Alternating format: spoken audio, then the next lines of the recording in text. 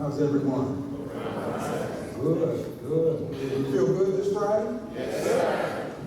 Big explosion, wasn't it? Shook the town up. We're about to start the program. There are a couple of things that we'll be setting up as we're talking, but we wanted to start on time. So I'm going to ask everyone to stand with us for prayer.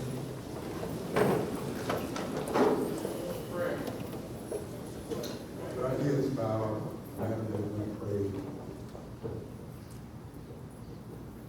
Oh, surely I have turned myself to thee, trying to be upright to him who originated the heavens and the earth, and I'm not of the polytheist. Surely my prayer, my sacrifice, my life, and my death is all for Allah. No associate has he.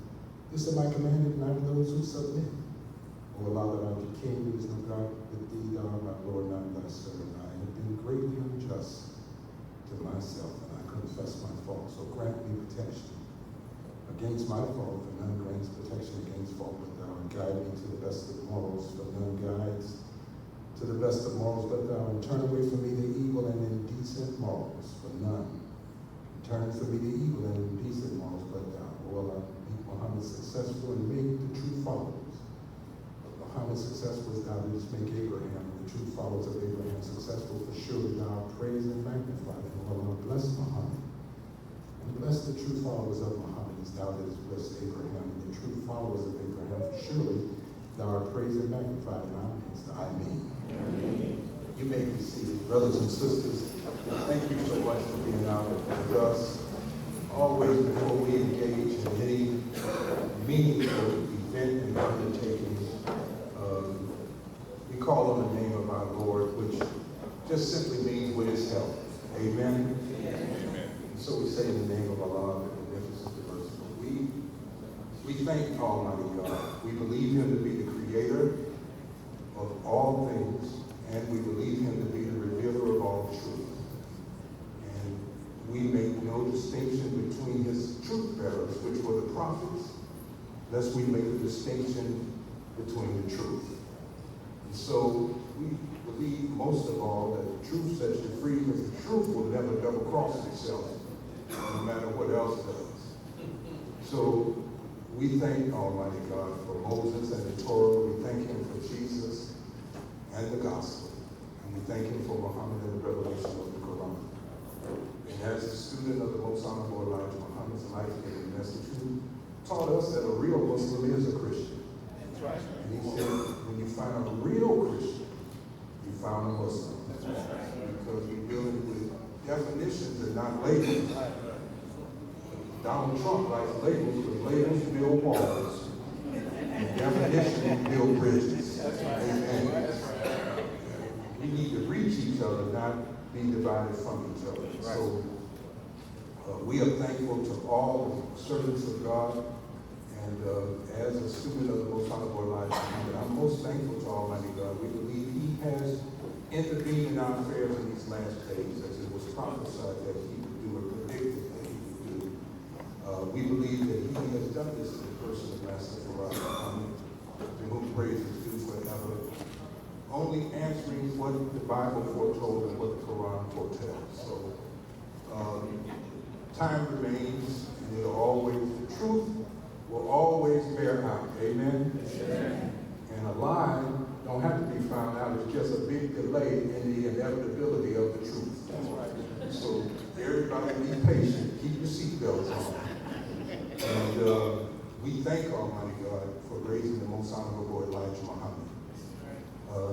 He is like a Messiah, and is one to us because we are Messianic people. And when I say we are Messianic people in North America, that means we may be written off by everybody else, but God has not written us off. That's right. We may be rejected, like the stone that the builders of civilization rejected, but if God has chosen us, then where does that put the people who are rejecting us? So we are thankful to Almighty God for the most honorable Elijah Muhammad. And I stand before you eternally indebted for their student, their apostle, and servant. But he is my leader, teacher, and guide, the Honorable Louis Farrakhan. So please allow me in your name to extend to you the nation's greetings of peace. Assalamu alaikum.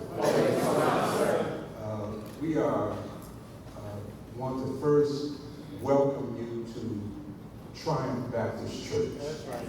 All right?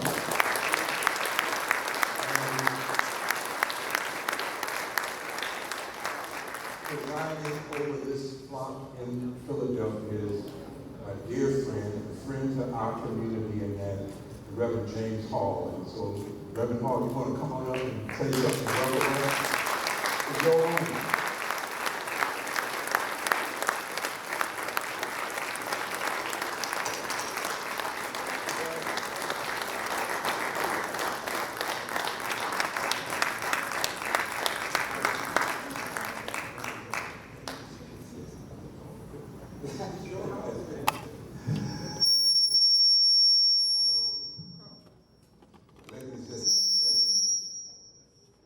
Let me just express my words of welcome to Minister Rodney Muhammad, a dear friend and a brother, and one I respect for his ability and for his courage and for his foresight. Your being here today is an indication that things are going to get better. And we pray, God, it won't get any worse in Philadelphia and in our nation. David said to his brother Eliab, and Eliab wanted to discourage him from fighting Goliath. David asked Eliab a question, and the question was, is there not a cause? Oh, that's right. That's right. And that's the question that black people in America better start asking each other right now. That's right. Is there not a cause? There's a giant out there named Goliath. And we got a giant out there named, well, he lives in Washington, Pennsylvania Avenue, in a White House that black people built. Is that not a cause? We got policemen in all of the major cities and the hamlets and towns in our country who are taking advantage of us primarily because of our culture. Is there not a cause? Minister Rodney Muhammad has called us together here today because the answer is there is a cause. But then we ought to know, as David, we can take the giant. We got the right equipment. And so we come today for the purpose of saying that we're not dealing with our differences because they have done that for us. We ought to be with our togetherness.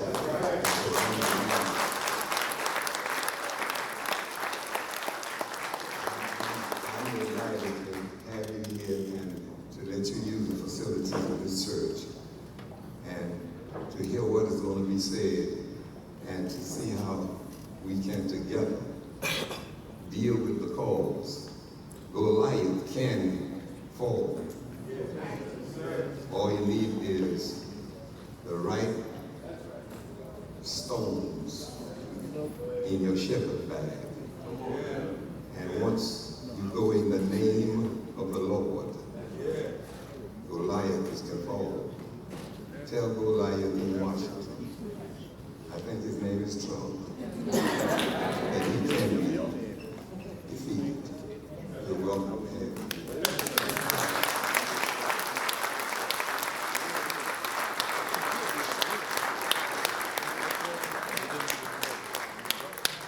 All right.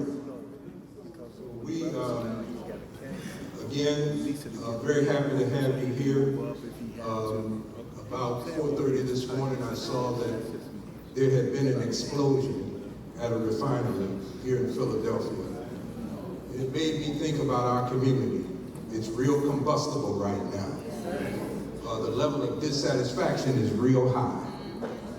And you know, Malcolm X used to say, when the so-called Negro is sitting on a lukewarm stove, he's got time for you to work a gradual plan out for liberation. He said, but the Negro is sitting on a hot stove today. He needs something more immediate to deal with his situation. Amen? We don't have another 428 years for wealth parity. We don't have another 428 years to stop getting clubbed over the head by somebody that's wearing a badge to be able to do it. We don't need another 428 years for all of the misery and the suffering that we are experiencing in the hills of North America to go away. So, you know, I'm happy that you're here. We need to be having this kind of discussion today. I want to start by just quoting the Honorable Louis Farrakhan from years ago on separation. He said, we are living at a time in the history of the separation of people, nations, and individuals according to their characteristics. Allah, that means God. Not a different one, right? God is one, but over the century, he's been called by many names. They're good names, and the Honorable Elijah Muhammad would not trash one of those good names, so he said, when you say Allah, you're saying all the good names of God all at once. So Allah, who is the master of this day of judgment, permits circumstances and events which try the human spirit to bring out of us whatever is within. Then he said, we shall be bound together according to our characteristics, the wicked with the wicked, the righteous with the righteous. This is that great hour of separation and the manifestation of defects. Some of our folks don't know it, but Abraham Lincoln called black leadership in and offered a plan for separation. He invited the wrong people that day. They said, under no circumstances will we leave you. Anybody remember the Republic of New Africa? Who wanted the Rice Bowl states? South Carolina, Louisiana, Alabama, and Mississippi. All those form a Rice Bowl around the Gulf, right? Featured in Muhammad Speaks was Robert Williams. A lot of people don't remember the history of Robert Williams, but he was the NAACP president of Monroe, North Carolina. When they were attacked by the Klan, 75 members of the NAACP, he taught them how to arm themselves and shoot back. That's right. They had one shootout with the Klan, and the Klan never came back.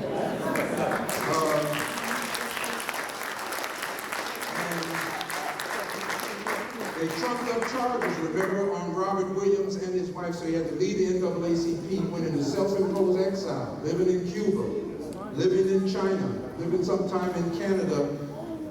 When he died, because he had been an NAACP member, it was Rosa Parks who eulogized him. Marcus Messiah Garvey, right? He wasn't trying to stay here.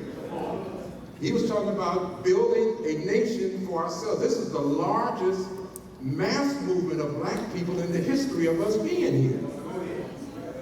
The 13 colonies that couldn't get along with each other. But when it came time to talk about separation from the crown of England, these colonies were able to come together. Now, they didn't have the wisdom to build something new, but they put new on it. New Jersey is just like old Jersey. Ain't nothing new about New York. Go read the history of Old York. And when it comes to you and I, New York is just like Old York. You can't make nothing new without a God who can make things new.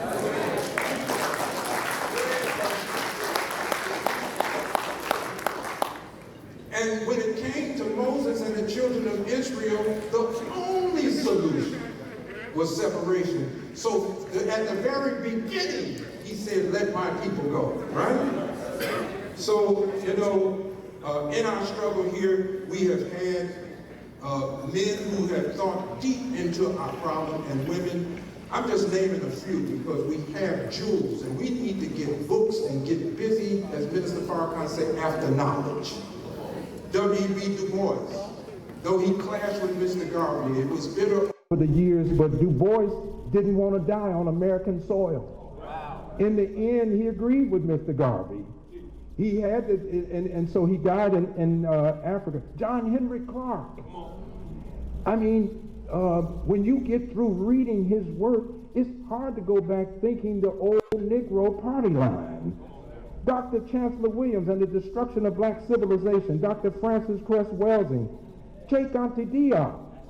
What about that? When he went before the French Sorbonne and he had a dissertation of how they came into existence. And he showed that when we came into existence, it wasn't the same time they came into existence. And they rejected his dissertation. He doubled down on it and found more evidence.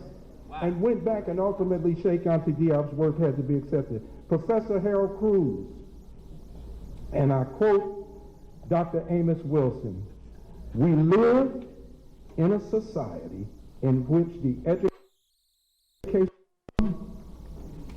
the economic system makes us poor, the health system makes us sick, the correctional system makes us criminals, the family services system breaks up our families, and I'm adding this, and religion that's misunderstood is going to send us all to hell."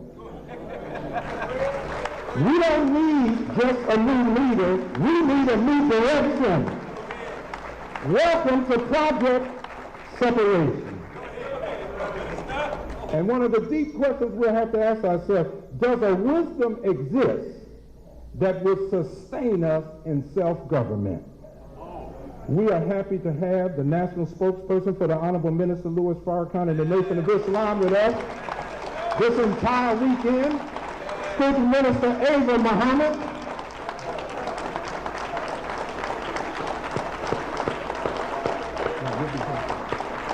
And we'll be hearing from her shortly. But before we hear from her, we're preparing a clip from the Honorable Louis Farrakhan. But in that time, I want to start bringing some of the people that are going to share in this panel for the discussion. You don't mind us talking about this, do you? You're not going to go out and talk about us after we do this, right? All right. So, but look, I want to start with Brother Aaron Smith. He's known to us affectionately as the rapping professor. We woke up with word for weeks on end, months on end, with his voice talking to us over the airwaves. He shares so much, it just rolls off of him. We could not have a discussion like this in Philadelphia, where even the 13 colonies came to this city to decide to write the Declaration of Independence, separating themselves from the Crown of England. Would you please welcome, put your hands together for Philadelphia's own, the rapping professor, Dr. Aaron Smith. Okay. How y'all doing? Clap it up for yourselves. All you nation agents mad tonight. Greetings to the friends and the enemies of Brother Malcolm would say. This is one of the most honorable collection of community members I've ever had the privilege and pleasure of addressing. And I just want to sincerely salute you. So many people in this audience have poured into my life so powerfully that it means so much to me. I say the mark of success is when you come back home and you use what you got for the benefit of your people. If you disappear and go and get status and cars and money, young people listen to me closely now, and they never see you again. All they can say is he used to be around here, he used to go to your school, he used to live around here. You're not successful, you're just lost. You're not a liberator, you're just a traitor. So it's a blessing to be home, and I sat for so many weeks under the tutelage and guidance of the great shepherd of this house, Pastor James F. Hall, that it just feels so good to be able to speak this kind of truth where I don't have to worry about how black I am. So I work for WUID, independent black media, over in a black church, and I teach at Temple University under the great Dr. Melefe Kente Asante, the first person in the world to create a doctoral program to study African American studies. I don't know how much black I could get, but I'm going to Africa next month, and I'm going to give it a try. But for the topic, quick minute or two, we need to stop playing. We need to stop playing as if everybody else hasn't already made this decision. Be acting like, that's like somebody breaking up with you and you saying, well, I don't want to be with you anymore. You're late. They done already sent you 5 text messages saying, leave me alone. They done blocked you. They done took off, the restraining orders, and then you gonna come back and I'm breaking up with you. It's been 400 years. This is a toxic relationship. You got somebody that has told you repeatedly, personality program, I'm going to give billions to my people, give nothing to you. I don't like you, I don't want to be around you. You got 246 years of chattel enslavement and bondage. Whether it's rape and molestation and bleeding and castration and torture, I don't want to be around you. And if I do, it's only to exploit you and abuse you. So even when I tell you to come closer to me, you know it's about to get worse. You were after your freedom from 1865 on, you got perfect reason. If you didn't arrested and sold to plantations and corporations just for existing and they're criminalizing everyday behavior, I don't want to be around you. I want to separate from you. I didn't mind being around you when you was in my bed as my concubine or in my slave quarters that was exploit your labor. But the second you get free, I can't even live in the same neighborhood with you. You're being with a crazy person that don't want to be with you, and you're talking about whether or not you want to be with them. We got to stop playing. The decision has already been made. We just got to wake up and recognize the way this relationship has been established. There was a book called 100 Years of Lynching by Ginsburg. 100 years of lynching. Thousands and thousands of people. Strange fruit.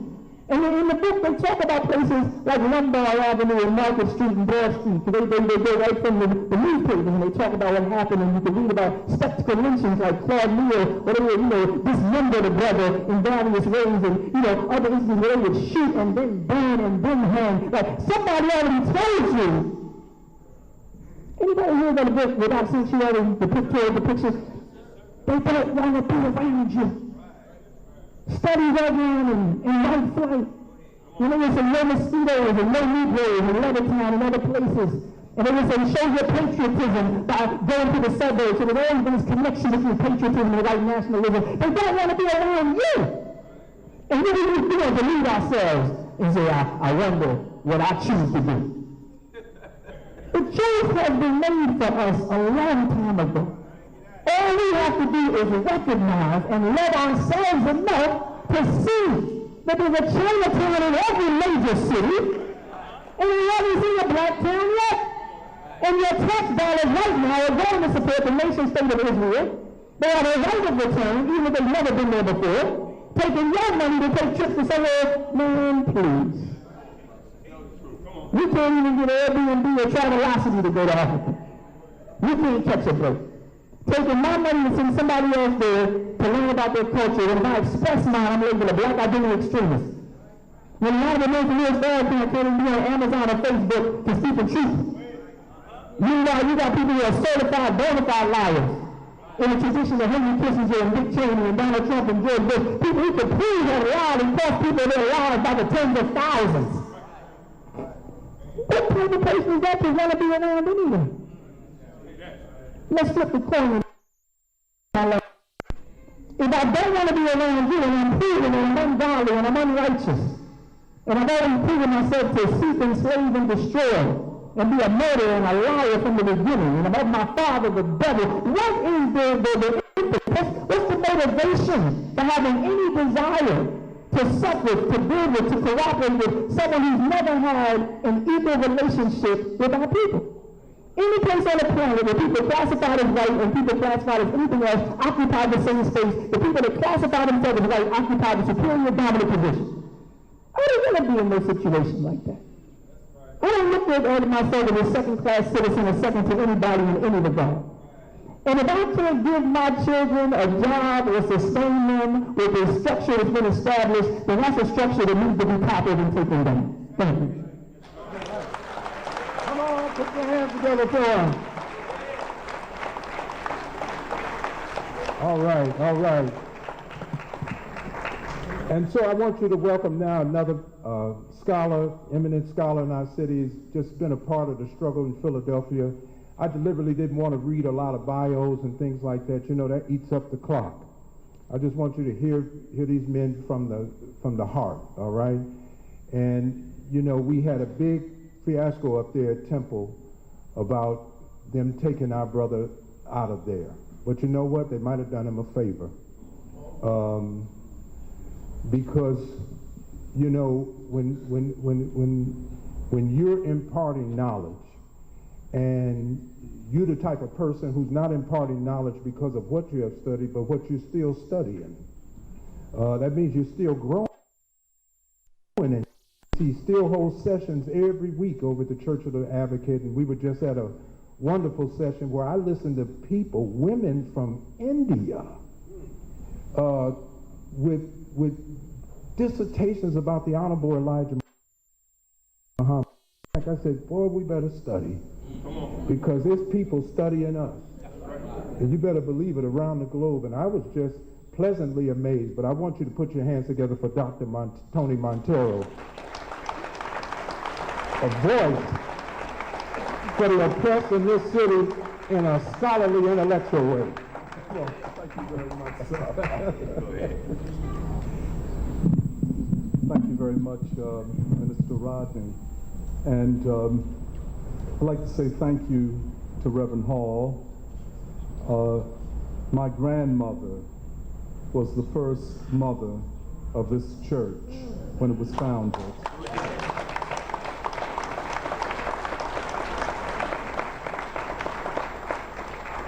And Reverend Hall is from the same part of South Carolina that my grandmother and grandfather and mother and uncles are from. So I'm very happy to be here. Question of separation is a profound question, especially at this moment in history. There are many forms of separation. There's complete separation.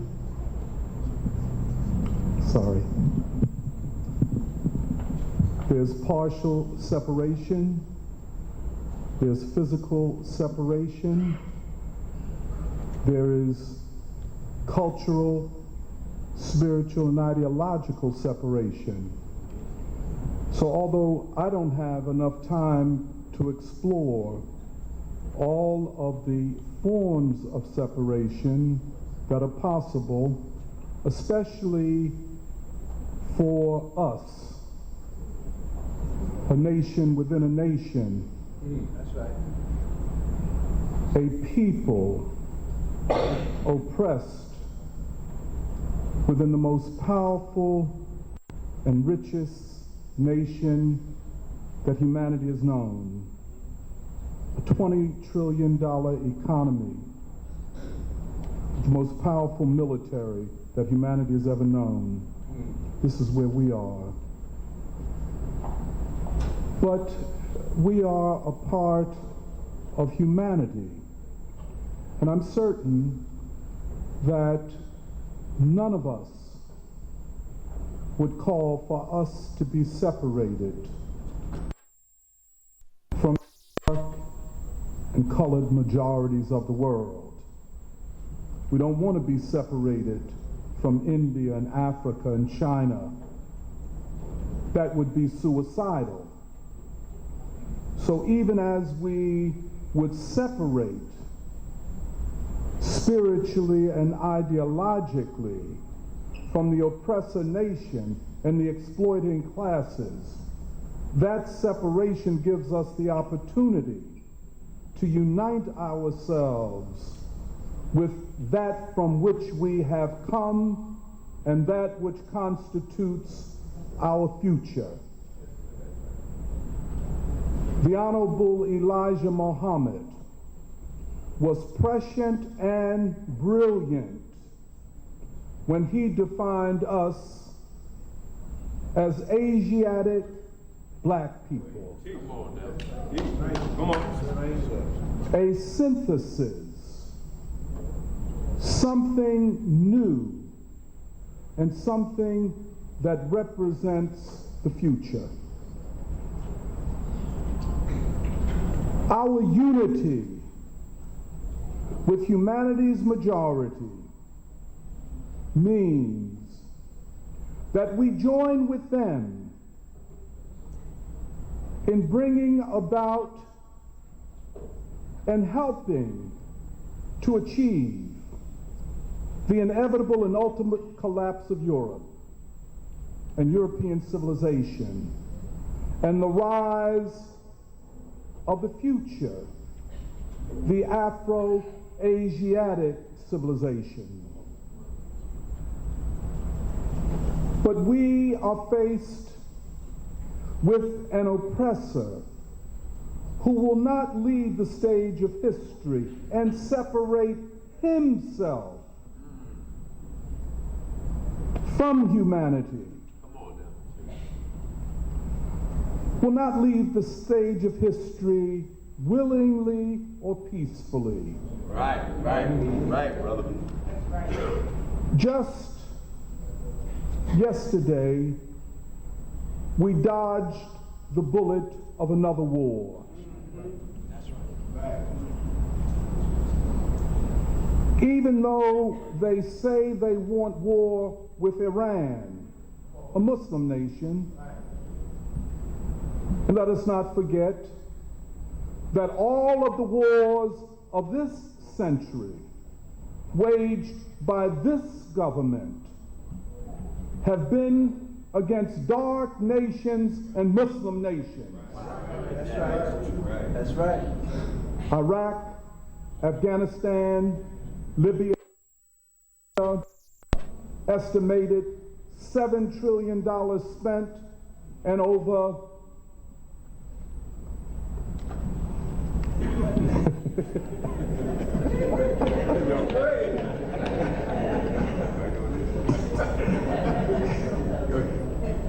over 500,000 people killed. But let me just say this quickly. They don't want Iran.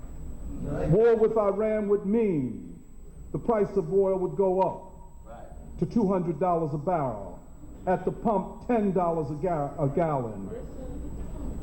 The world economy would be thrown into a depression from which the United States would not recover, throwing this country into the depths of a crisis the likes of which it has never seen.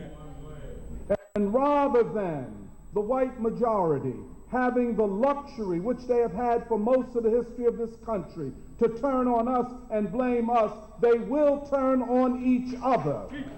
It will be the end of the regime of oppression and white supremacy, and hopefully the beginning of an era of freedom. Thank you very much. All right. My goodness, my goodness. And so now, are you angry? No. Are you mad? I thought I was angry. We were meeting about these Facebook postings of these racist police. Come on, brother. And, you know, that's 72 guns off the streets of Philadelphia, as far as I'm concerned. I don't care if they don't replace the officers. We need to learn how to police ourselves. Ever since the Million Man March, we've been calling for a strong code of conduct. Yeah, we took a pledge. The police department didn't take that pledge. We took that pledge.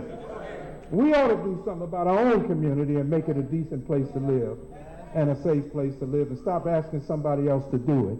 And they get mad because of the way they do it. And for them to come from Harrisburg and start talking about we in a terrorist state, just those National Guard come into Philadelphia, they're not coming for community policing. Search and destroy will be their mission.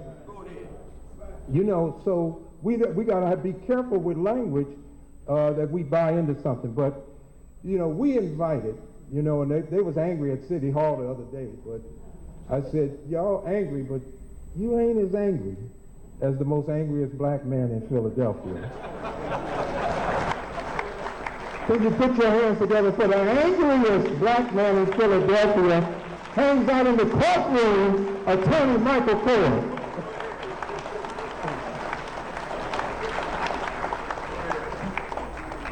I'll have much more to say as part of the panel discussion after we hear from our featured speaker, but for now, this is what I want to say. James Baldwin, during the Harlem Renaissance, said to be black and conscious in America is to be in a constant state of rage.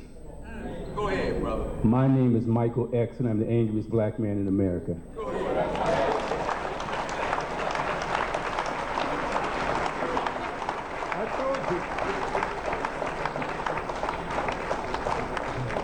And so, one more speaker, a helper to the Honorable Louis Farrakhan for a number of years. He's been a great helper to me for a number of years, and on my coming to Philadelphia, this brother's been at my side and helping, and he helps us now. He's the minister, he's a student in the ministry of the Honorable Louis Farrakhan. He ministers there in Chester, Pennsylvania, just doing a wonderful work. Come on and welcome student minister Peace Muhammad from Chester, Pennsylvania, representing the Delaware Valley today.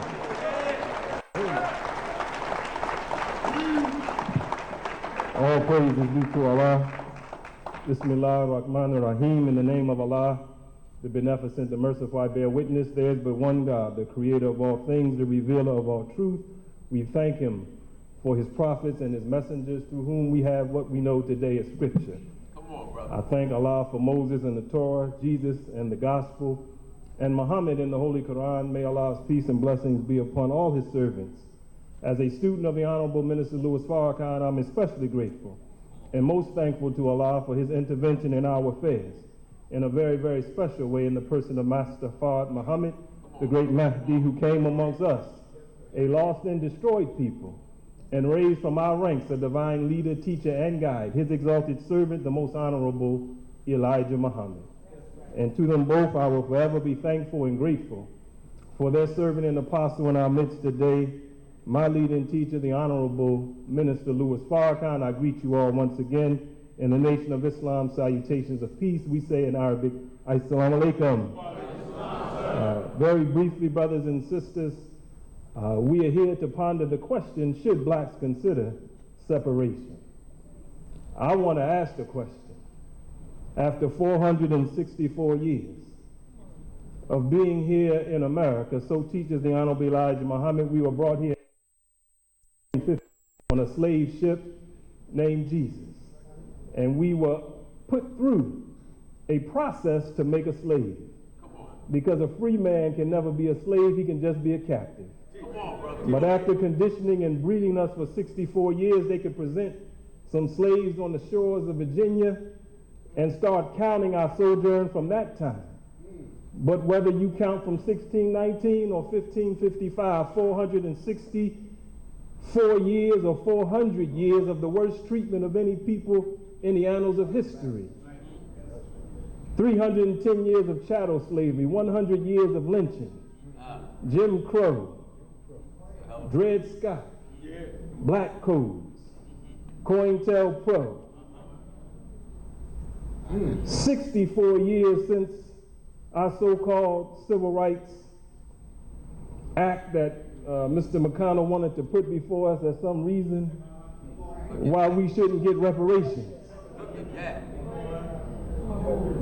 He said to us that they passed the Civil Rights Bill. They fought a war as though the Civil War was for us. We just happened to be a pawn in the game. But 64 years of deceit and false masquerading as friends, trying to sell to us all of a sudden that our 400-year-old enemy is all of a sudden our friend. And the Honorable Elijah Muhammad told us the offer of integration is hypocritical. And it was a means of deceit, and we have fallen for the trick. So in 64 years, as the statistics will show, we really made no real advancement in key areas. But we've been given false hope in the big trick of a black president to pacify us and put us to sleep. But time dictates agenda. And the Honorable Elijah Muhammad teaches us the only solution to the problem of black and white is a divine solution. And he teaches us that the divine solution of God is and always has been separation. So after 464 years of this, and today we are shot down and assassinated by police. and all that we have undergone in 464 years, my question is, why in the hell would we look at and seek and consider anything except separation in this critical hour? May God bless us. Assalamu alaikum. All right. Sounds like we're about ready to have a discussion. And right before that, and before we hear from our national spokesperson, we have a clip, and we're going to ask them to try to bring the screen over. We're going to see if we can get as many people to look at this as possible, if we can lift it up. But it's the Honorable Louis Farrakhan. It's about 2 minutes in that, but he had something to say about this. And so we definitely want you to hear from him. So where is Sabir? Oh, you ready? I want to have the chance, unhindered, to teach the time and what must be done to every black man, woman, and child in America. And after we teach that subject, then we should take a vote as to how many of us want to stay with our open enemy, or how many of us want to be separated from them in a land of our own. The promise of God is a land flowing with milk and honey. Well, milk means you have animal husbandry. Honey means you have bees that are pollinating flowers. You have vegetation. You have land that is fertile, land that is productive. What must be done? But what I want to do now is present to you the person that has been traveling. Philadelphia is city number 15 in a national tour that will cover this entire country for the Honorable Louis Farrakhan. No better person to do it than someone that's been with him for 38 years, or better, going on 39. We're almost at 40 years, Sister Minister, and she was an accomplished prosecutor and could have just went on a career of making a lot of money in law. Her husband was working with Con Ed, and you know, folks just could have made a lot of money, but they've taken the time to take this kind of route in life, which is sacrificial, believe me, so that we can see better, because you have to labor over the Word of God in order to impart the Word of God to your people. It's not just a matter of recitation, and so I really appreciate this woman. She has helped the Honorable Louis Farrakhan to feed this nation with this self-improvement study guides, and now we're about to find out, did we study and are we being guided? So come on, put your hands together for the national spokesperson for the Honorable Louis Farrakhan and our Nation of Islam student minister, Ava Muhammad.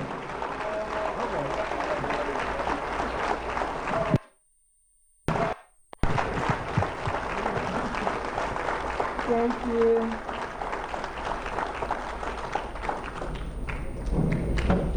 In the most holy name of Allah, the Beneficent, the Merciful, I bear witness there is no God but Allah. We thank Him for His mercy on us, guiding us to the right path whenever we go astray, always raising among us prophets and messengers, divinely guided servants who can express His will to us in real time. And those prophets and messengers are always from among the people they are given to. The Holy Quran teaches us that there are thousands of prophets and messengers whose names we know not in this 6,000-year cycle, but there are some so impactful in the past and present whose guidance has value even now. And we thank Him for Moses and the Torah. Yeah. We thank Him for Jesus Christ and the gospel. We thank Him for Muhammad ibn Abdullah and the Holy Quran. These are names who are in both the Bible and the Holy Quran. I, as a black woman, one of the 40 to 60 million descendants of slaves here in America, I am so thankful to Allah God for coming to us here in what we call the hells of North America, in the person of Master Fard Muhammad. You will come to know him if you don't know him. We thank him for not just an encounter, but for fulfilling the promise of the book of Genesis, where God so loved Abraham, another one whose name is in the Bible and the Quran, whom God loved so much he called him his friend. And he promised Abraham that his seed would make a sojourn into a strange land among a strange people and serve them for 400 years. He promised that at the end of that 400-year period, he said, I will come. He didn't say he would send anyone. I will come and I will judge that nation which they shall serve, and I will deliver them with great substance. Beloved, we are that people. There is no other people who fit that description. I thank him in the person of Master Fard Muhammad for giving a grandson of slaves the knowledge, the wisdom, the understanding to be able to bring about an awakening of a sleeping people so dead that they are called deaf, dumb, and blind in Scripture. That is us. I never met or heard in person that man who encountered Master Fard Muhammad and spent 3.5 years with him, day and night. And from that experience evolved into the most powerful black man ever known on this planet, who was able to stand up in the face of Satan and say to him, let my people go. I am speaking of the most honorable Elijah Muhammad.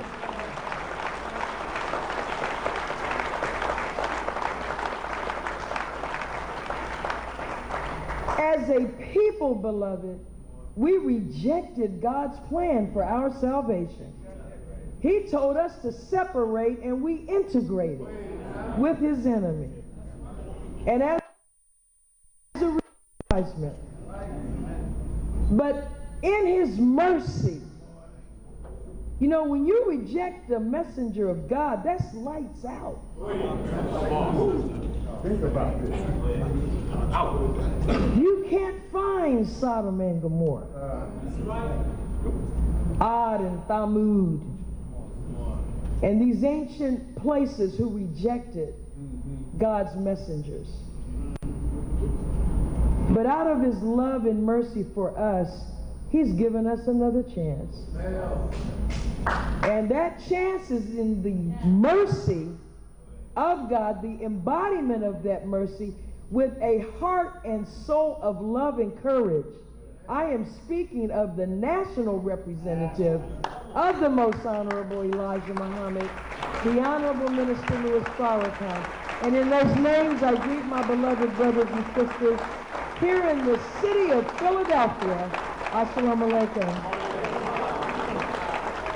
I can't thank you enough. Thank you. Thank you. After listening to the brief and yet brilliant brothers who are on this stage, on this rostrum, I'm not here to give you a lecture. This is a town hall meeting. And so we're here to dialogue. I'm just here to explain what this is. The words that we wanted to lift via video from the Honorable Minister Louis Farrakhan, I do have them, Brother Minister Rodney. And I want to thank the Delaware Valley representative of the Honorable Minister Louis Farrakhan for his incredible and profound work in this area, and for hosting, along with the laborers and believers in not only Mosque number 12, but all of the Delaware Valley who are gathered here. And to be in this beautiful edifice, I couldn't be happier, because this movement is not a religious movement. This is not about religion, this is about God. This is about answering a call from God. And our bond is not religion. Our bond is a common ancestry, a common history, and a common experience. We don't have a birth record. We are the original people of the planet Earth. And as my brother reminded us, this planet is called Asia. But I want to share the words that we would have played for you, and you can go to NOI.org and pull up, which you should listen to and watch, the time and what must be done. And I see youth here, and I'm so happy to see the young people here, because this is all about you. And now you're going to realize in the very immediate future why you have such a desire for power.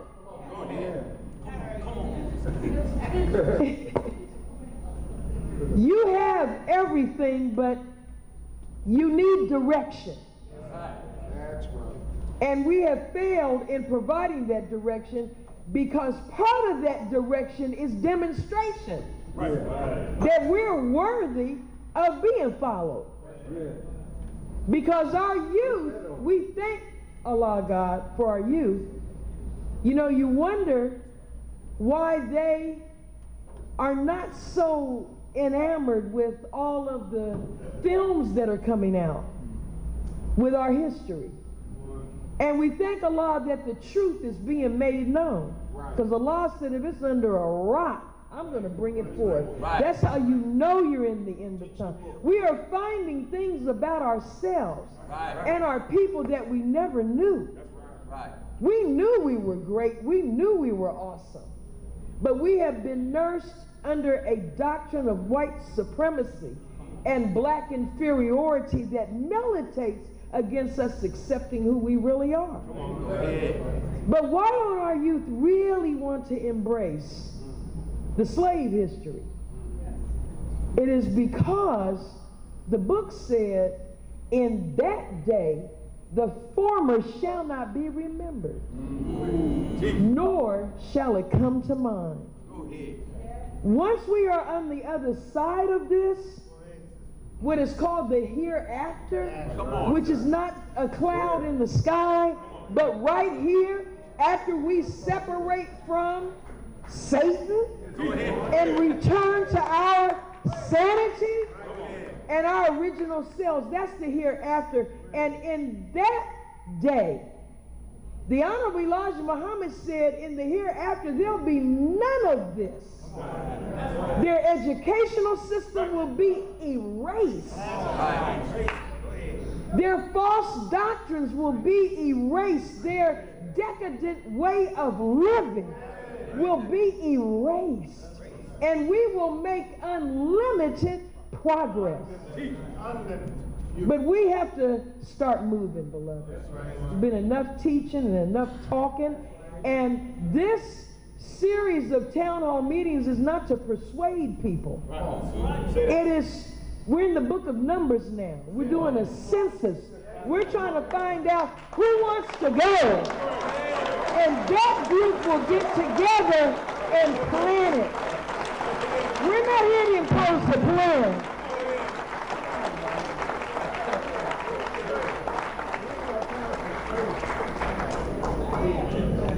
We need a purge of house Negroes. You want to stay with Miss Ann? Knock yourself out. Bye, Felicia. So here's what the minister said. I want to have the chance, unhindered, to teach the time and what must be done to every black man, woman, and child And he did it. He wasn't unhindered, but he did it. Go ahead. He said, and after we teach the subject, and he's done it, we will take a vote as to how many of us want to stay with our open enemy and how many of us want to be separated from them in a land of our own. Now, I don't want us to start hyperventilating.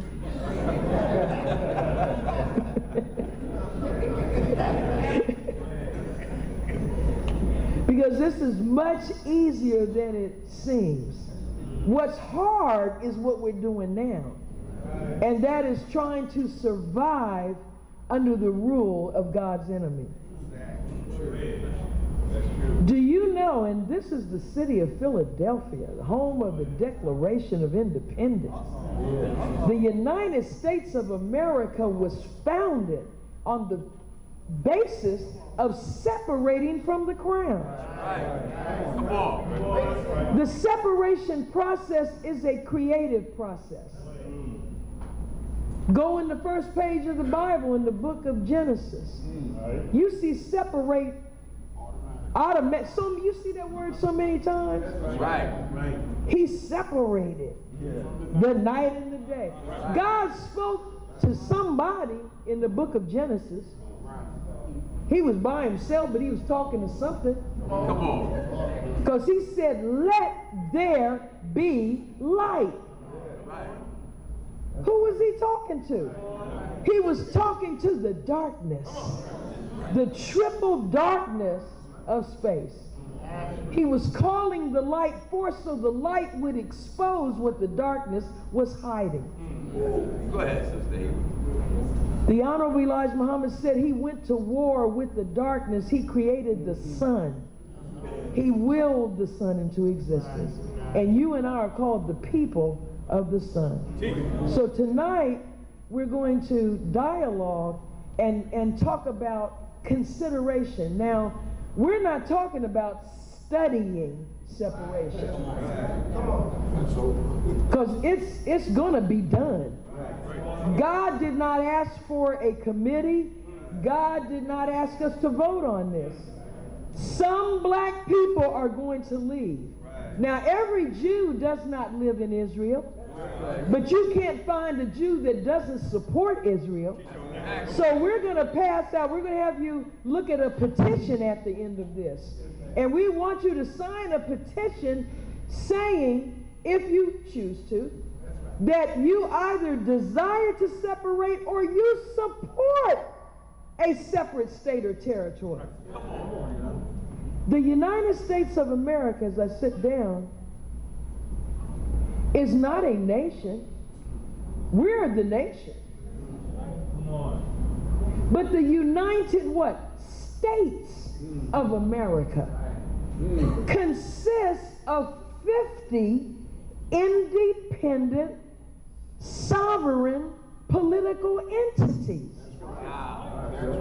With each their own constitution, thank you, sir, each their own parcel of land. And they can pass any law that is not already, they can exert any power that has not been claimed by the federal government. So the idea of black people having territory of our own within the continental United States is not an aberration. It's the way it's constituted already. Go ahead. Go ahead. Go ahead. Beautiful, Sister Ava. Why can't we have a safe haven? Our number one agenda item should not be jobs, it should be safety. Come on.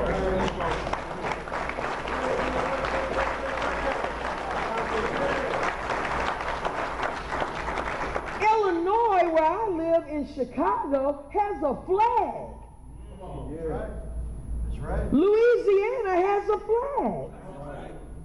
Pennsylvania has a flag.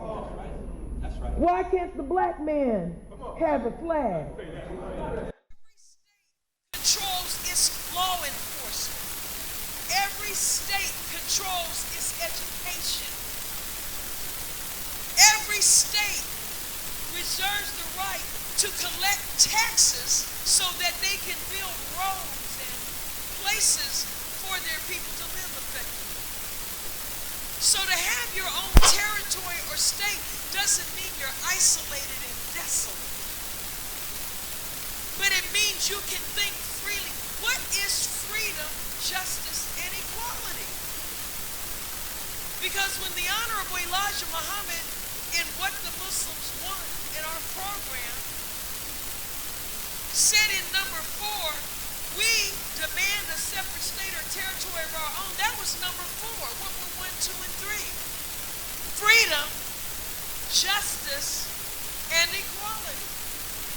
We never had it, as our brothers have said, and we'll never get it, because as Minister Farrakhan said, we, as long as we live with white people, we will live under white people, because this is a framework based on a doctrine of white supremacy.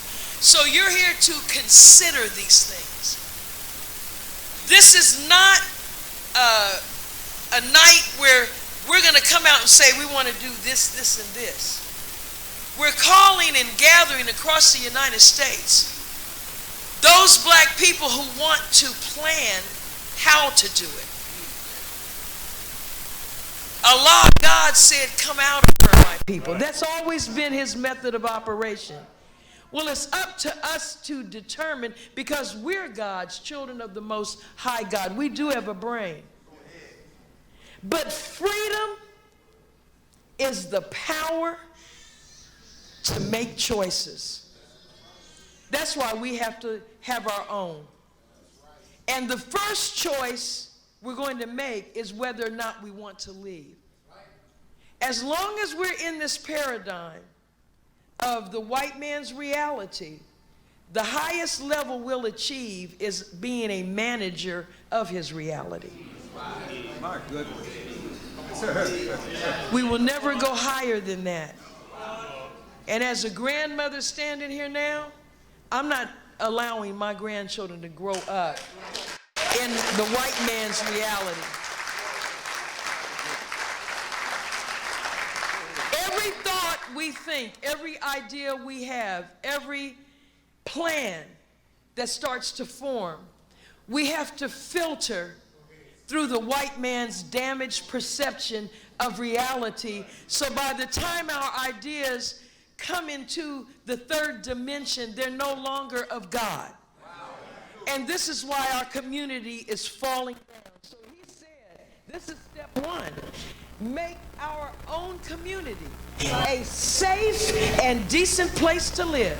The restoration of families, the restoration of the black man as the authority in the house and in the community.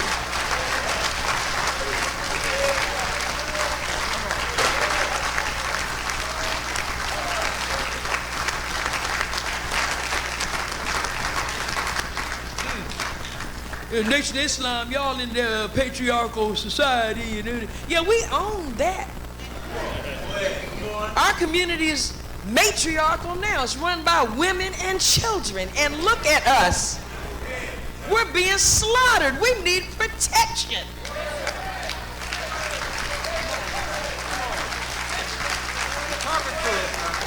So we're going to move on to the dialogue. Please welcome back Brother Minister, Student Minister Rodney Muhammad. And thank you all for having us here this evening. All right. So I'm going to start. Now, this is how this is going to run the rest of the night. I'm going to start with about 3 questions.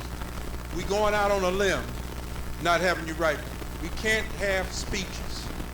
We've heard them already. All right? So if I pull the mic from you, it's because you're going into a speech. And you don't have a question. Correct. Does he? Yeah, if you want to. Let's see if this works. We're still trying to let you. Chance.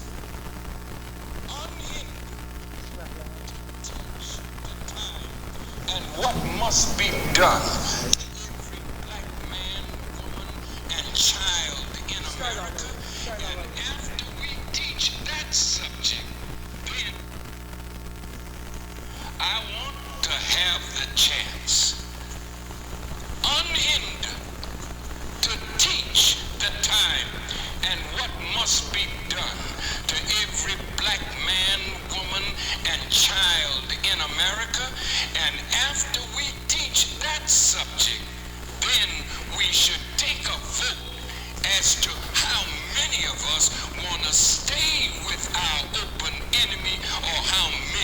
us want to be separated from